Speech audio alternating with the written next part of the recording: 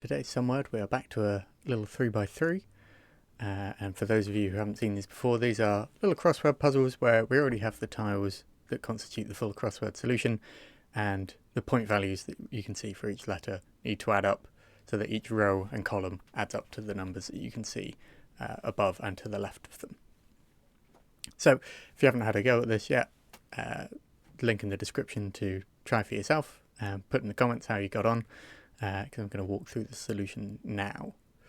So again, you can see we've got 1, 2, 3 and 4 point tiles, and the first thing that sticks out here, to me at least, is that the second and third row are quite low scoring. We've only got 4 points across 3 tiles, so these are going to be 2 1s and a 2 in the middle and bottom row, which means our 3 and 4 need to go in the top row somewhere.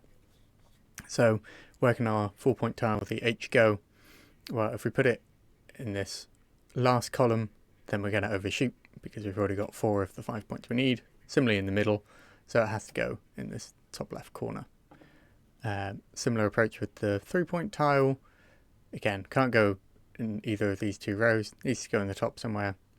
If it goes here, then we're already going to have 3 out of the 4 points with 2 tiles to go, so we know we're going to overshoot. So the M has to go there.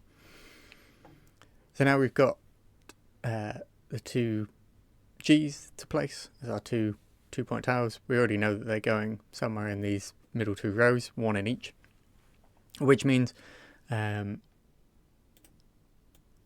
especially with these 2 on the end needing to be 1 point tiles so that they fill up to 5, the column adds up to 5.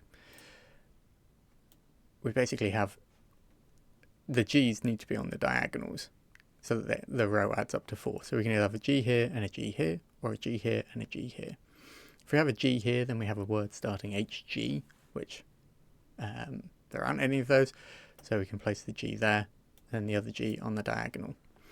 So now it's just a question of putting in the 1 point letters, which at first looks like quite a tall order perhaps, but you can see the one thing that separates one of these letters from all the others is that we have 1 consonant and the remainder are vowels.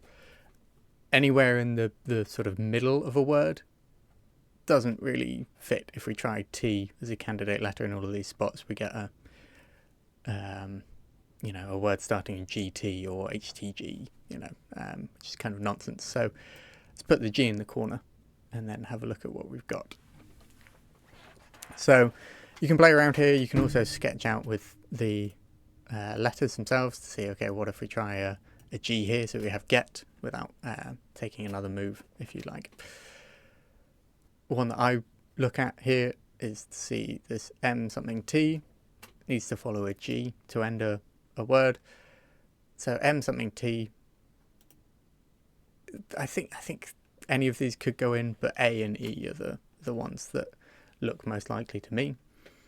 If you have mat, then we need a word that ends GA though, which don't really have. So instead, let's go with met, and then something GE, where A is the only candidate to fill in there.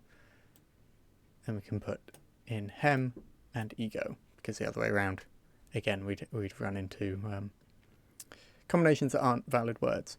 So that's SumWord number 5 completed. Let me know in the comments if this was useful and how you got on today, and we'll see you again tomorrow.